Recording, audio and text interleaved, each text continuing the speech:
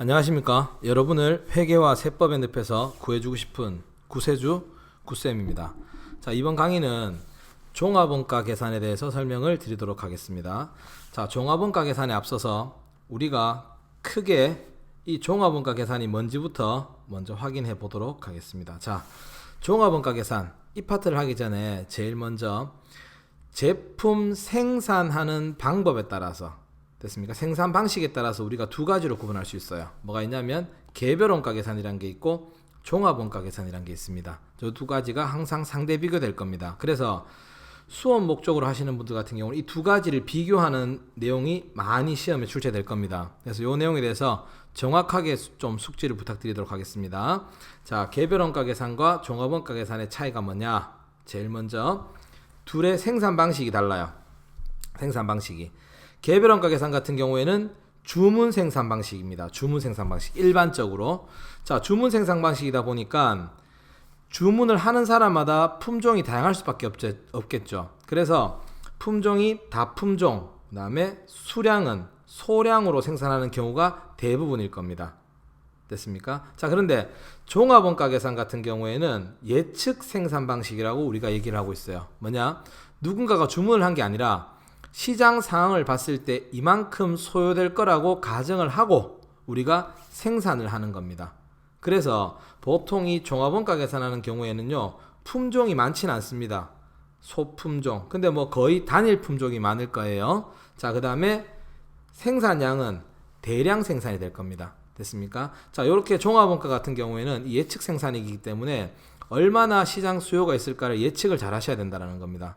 예측을 잘못하게 되면 많은 문제가 생길 거예요. 뭐 예를 들어서 뭐 유통기한이 긴 물건들 같은 경우에는 크게 상관이 없겠지만 유통기한이 짧은 물건들 같은 경우는 예측을 잘못하게 되면 회사에 막대한 손실이 발생할 겁니다. 그래서 얘 같은 경우는 예측을 잘 하셔야 된다는 거. 자, 첫 번째 차이점, 생산 방식이 다르다라는 거. 개별원가 계산은 주문 생산 방식이다 보니까 다품종 소량 생산이고요. 그 다음에 종합원가 계산 같은 경우에는 예측 생산 방식이다 보니까 소품종 대량 생산이 될 거다라는 거 알아두시고요. 자, 그 다음에 원가를 계산을 하기 위해서는 원가 계산을 하기 위해서는 원가를 그룹별로 집계를 하셔야 될 거예요. 집계. 어떻게 집계를 할 거냐? 자, 개별원가 계산 같은 경우는 직접비와 간접비로 구분해서 집계를 할 겁니다. 무슨 말이냐? 방금 얘기했지만 주문 생산 방식이다 보니까 한 공장 내에서 여러 가지 제품을 동시에 생산한단 말이에요. 됐습니까? 그러면 이 여러 가지 제품 생산하는데 어떤 특정 제품 생산에만 사용하는 뭐가 있다고요? 직접비가 있을 거고요. 직접비가 있을 거고, 그 다음에 여러 제품에 공통으로 쓰는 뭐가 있을 거다? 간접비가 있을 겁니다. 그래서 이렇게 하는 이유는 뭐 때문이냐? 이 원가들의 추적 가능성에 따라서 부과를 할 거냐, 배분을 할 거냐 차이라는 거죠. 됐습니까? 자, 그런데 종합원가 같은 경우에는 우리가 원가를 집계할 때 재료비와 가공비라고 구분을 할 거다라는 거. 우리 참고로 가공비라는 건 앞에서 직접 재료비를 제외한 나머지들을 전부 다 가공비라고 불렀었죠. 맞습니까? 재료비와 가공비를 구분을 짓게 한다. 그 이유는 뭐냐?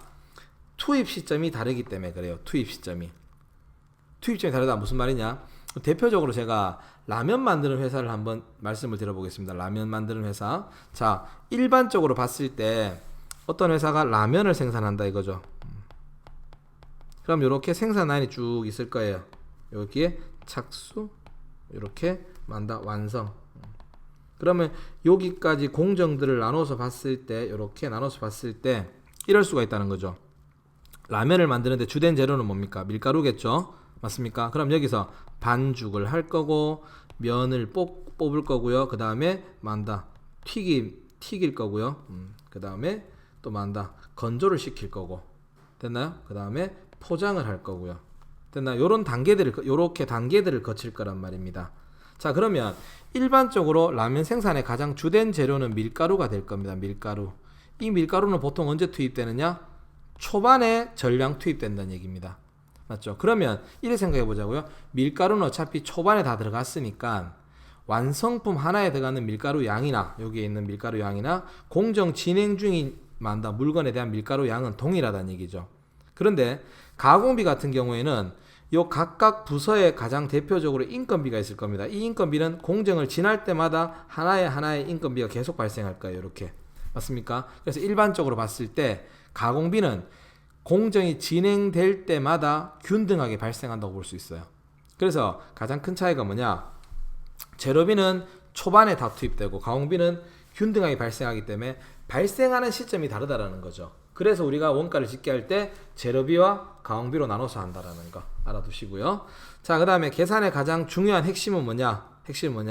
자, 앞에서 했던 우리 개별원가 계산, 앞에서 했던 배부들이 전부 다 개별원가 계산이죠. 이 개별원가 계산에 대해서 가장 중요한 건 뭐냐면 전부 다 뭐였습니까? 간접비 배부하는 거였죠. 이게 가장 중요했죠. 이 간접비를 어떻게 할 거냐라는 거 맞습니까? 이 간접비를 우리가 어떻게 해요? 실제 원가를 쓸 거냐? 예정 원가를 쓸 거냐? 그 다음에 공장 전체에 배부할 거냐? 부분별 배부할 거냐? 맞죠? 부분별도 뭐 한다고요? 직접 배부할 거냐? 단계 배부할 거냐?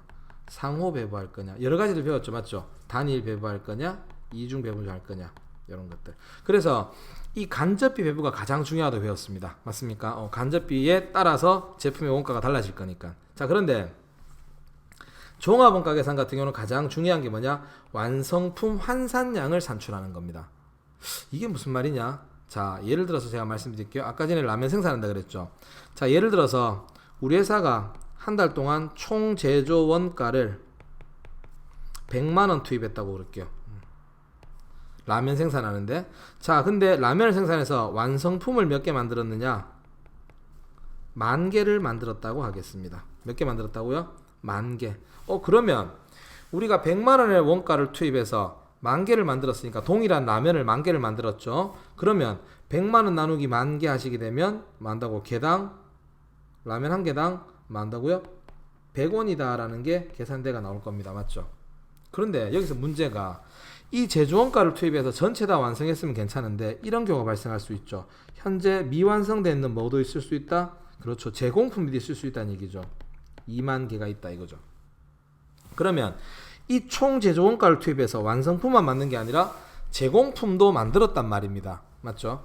제가 그냥 계산의 편의상 현재 완성도가 진행률이 50%라고 가정을 한다면 우리가 이래 보자는 거죠. 100만원의 원가를 투입해서 전체 완성품 10,000개와 미완성품 20,000개 진행률 50%인데 이렇게 만들었다 이거죠. 됐습니까? 그럼 이걸 전부 다를 얘를 과연 완성품으로 봤을 때 수량 몇 개하고 동일한 원가가 들어갔을까라는 걸 측정하시면 된다는 겁니다. 그럼 우리가 간단하게 이렇게 한번 생각해 볼까요? 완성품 하나를 1로 봤을 때 제공품 20,000개는 진행도가 50%예요. 그러면 쉽게 보면 완성품 한 개당 만다고요? 완성품 환산량 1로 본다면 진행률이 50% 진행된 거는 완성품 0.5개와 동일한 원가가 들어갔다고 볼 수 있다는 거죠. 그래서 이 20,000개의 원가는 완성품 몇 개? 그렇죠. 10,000개와 동일한 원가가 투입됐구나. 이렇게 가정을 한다는 거죠. 그러면 이 전체 환산량은 완성품 10,000개, 완성품에 대한 제공품에 대한 완성품 수량으로 환산한 거 10,000개. 그럼 이 전체를 완성품으로 봤을 때 환산량 계산을 해보면 20,000개와 동일한 원가가 투입됐다는 얘기죠. 그럼 답이 나오네요. 100만원을 투입해서 20,000개 완성했으니까 개당 얼마씩 50원의 원가가 투입됐구나라는 걸 알 수가 있다는 거죠. 그래서 종합원가에서 가장 중요한 거는 뭘 계산 잘 하셔야 된다고요? 완성품 환산량 계산을 제일 잘 해주셔야 됩니다. 이 계산을 잘못하게 되면 모든 값들이 다 틀어질 수밖에 없어요. 됐습니까? 이렇게 된다는 거 알아두시고요. 자, 그 다음에 제조 지휘서라는 게 있습니다. 뭐가 있냐면 여러분들이 음식을 만들기 위해서는 레시피라는 게 필요하죠. 레시피. 재료는 얼마가 들어가고 조리 방법은 어떻게 한다 이런 레시피가 필요할 겁니다. 똑같아요. 공장에서도 제품 만들 때 이렇게 만들어 주세요라는 제조 지시서가 있을 겁니다. 됐습니까? 자, 요거 살짝 오타가 났는데요. 자, 요거 오타가 났는데 제가 바뀌었네요. 급하게 치면서. 자, 개별원가 계산 같은 경우에는 우리가 제조 지시서를 뭐라 부르냐면 특정 제조 지시서라 불러요. 뭐라 부른다고요? 특정 제조 지시서. 왜냐하면 주문 생산 방식이다 보니까 A라는 물건을 만들고 나면 더 이상 A라는 물건이 아니라 다시 B라는 물건을 만들어야 된단 말입니다. 말 그대로 그 특정 제품에만 적용받을 수 있는 제조 지시서다 해서 특정 제조 지시서라 부르고요. 종합원가 계산에서는 우리가 뭐라 부르냐면 계속 제조 지시서라 부릅니다. 계속 제조 지시서. 뭐냐? 제가 아까 전에 방금 종합원가 계산의 가장 대표적인 게 라면이라 그랬죠. 이 라면을 대량적으로 생산하는데 뭐 예를 들어서 A라는 라면을 만든다. 근데 레시피가 자꾸 바뀌진 않잖아요. 하나 만들면 신제품 나오기 전까지는 계속 동일하게 만다. 일정 효력이 유지된다라는 거죠. 그래서 계속적으로 사용할 수 있다 해서 우리가 계속 제조 지시서라고 부르고 있다라는 거. 됐습니까? 자, 그리고 마지막으로 이제 중요하게 아셔야 될 거. 상대 비교하는 법. 상대 비교하는 법. 자, 종합원가 계산과 개별원가 계산은 항상 이렇게 상대 비교하셔야 되는데, 자, 상대 비교입니다. 두 가지 중에 상대적으로 계산이 더 복잡하고 정확한 거는 개별원가 계산입니다. 그러니까 여러분이 기억해야 될 거는 둘 중에 뭐가 더 계산이 정확하다고요? 개별원가 계산이 더 정확할 거다. 정확할 거다. 그러면 답 나오네요. 개별원가 계산이 더 정확하니까 계산은 상대적으로 많아 더 복잡해질 수밖에 없죠. 그럼 상대적으로 종합원가 계산은 계산이 더 간편해진다라는 겁니다. 맞습니까? 근데 뭐 수험생 입장에서는 뭐 종합원가 계산은 항상 더 어렵다고 말씀을 하시는데 이론적으로 이렇다라는 겁니다. 자, 그 다음에 원가를 계산하는 단위가 좀 다르다라는 겁니다. 단위가. 자, 종합원가 계산 같은 경우는 A 제품 혹은 A 작업별로 원가를 계산합니다. 제품별로 또는 작업별로 원가 계산을 하는데 종합원가 계산 같은 경우 어차피 한 개 제품을 대량 생산하는 거란 말이에요. 그래서 어떻게 하느냐? 공정별로 원가 계산을 많이 할 겁니다. 1공정, 2공정 뭐 이런 식으로. 됐습니까? 이거 알아두시고. 자, 그 다음에 개별원가 계산의 가장 큰 특징이라 하면 개별원가 계산은 작업 원가표, 원가 계산표라는 게 있다라는 겁니다. 요게 있는 게 만다고 개별원가 계산이라는 거예요. 이게 뭐냐? 우리가 이렇게 보자고요.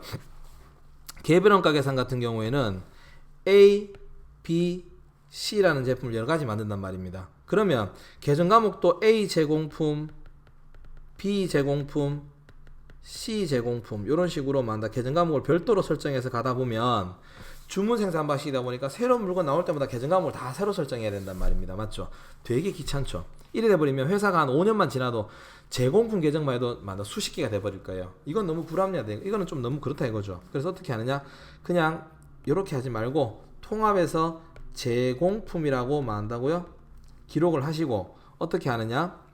A, B, C에 대해서 만다고요. 직접 재료비가 얼마고 직접 노무비가 얼마고 제조 간접비가 얼마다라는 걸 이렇게 따로따로 집계하는 보조 장부를 만들겠다라는 겁니다. 이 보조 장부를 뭐라 부른다고요? 원가 계산표 또는 작업 원가표라고 부른다라는 거. 그래서 개별원가 계산에서는 우리가 계정 과목은 제공품, 제품이라고 통합해서 쓰고 그 다음에 요런 원가 계산표나 작업 원가표를 토대로 원가 계산을 해 주겠다라는 겁니다. 아시겠습니까? 자, 그래서 일단 이번 시간 첫 시간에는 제가 가장 중요하다고 말씀드리는 게 개별원가 계산과 종합원가 계산의 비교. 개별원가 계산 같은 경우는 주문 생산 방식이고요. 다품종 소량 생산이다. 그 다음에 종합원가 계산은 상대 비교하게 되면 예측 생산 방식이고 소품종 대량 생산이다라는 거 알아두시고요. 원가 집계하는 방식이 개별원가 계산은 직접비와 간접비로 구분할 거고요. 그 다음에 종합원가 계산은 재료비와 가공비로 구분한다. 그 이유는 개별원가 계산은 한 공장 내에서 여러 가지 제품을 만들기 때문에 맞습니까? 간접비에 대한 추적 가능성이 중요하단 말이에요. 그래서 간접비 배부가 가장 중요하다라고 알고 계시면 될 거고, 자, 그 다음에 종합원가 계산 같은 경우에는 어차피 한 개 제품을 만들기 때문에 직접비, 간접비에 대한 개념이 중요한 게 아니라 재료비와 가공비에 대한 개념이 중요하다. 왜냐? 재료비와 가공비가 투입 시점이 서로 다르기 때문에 됐나요? 완성품 한산량이라는 게 다른 게 계산될 겁니다. 그래서 이렇게 계산한다는 거 알아두시고, 그 다음에 계산에서 가장 중요한 핵심은 종합원가 계산은 제조 간접비를 어떻게 배부할 거냐라는 거고요. 그 다음에 종합원가 계산에서는 어떻게 환산량을 산출할 거냐가 가장 중요할 겁니다. 됐습니까? 그 다음에 특징이라 하면 제조 지시서도 차이가 있다. 개별원가 계산은 특정 제품 생산에만 사용하는 특정 제조 지시서. 그 다음에 종합원가 계산은 계속적으로 일정 효력이 유지되는 계속 제조 지시서가 있을 거다라는 거 알아두시고요. 서로 상대 비교한다면 개별원가 계산은 계산이 많다. 정확합니다. 그 말의 의미는 상대적으로 계산이 복잡해진다는 얘기고요. 그에 반면 종합원가 계산은 계산이 좀 간편해질 겁니다. 그 다음에 개별원가 계산은 제품별로 또는 작업별로 원가 계산을 할 거예요. 하지만 종합원가 계산은 뭐가 된다? 공정별로 원가 계산이 이루어질 거다라는 거 알아두시고, 그 다음에 작업 원가표, 그 다음에 원가 계산표가 있는 거는 개별 원가 계산이다라는 거 기억해 주시면 되겠습니다. 자, 이 비교하는 표에서 어떤 급수도 논하지 않고 시험에 자주 등장할 겁니다. 이 부분들 꼭 좀 이해해 주시면 감사하겠고요. 자, 첫 번째 강의는 여기서 마무리 짓고요. 여러분들이 좋아요 좀 눌러주시고 그 다음에 구독을 좀 눌러주시면 제가 더더욱이 열심히 영상을 찍을 테니 꼭 좀 부탁드리도록 하겠습니다. 자, 이번 강의는 여기서 마치도록 하겠습니다. 감사합니다.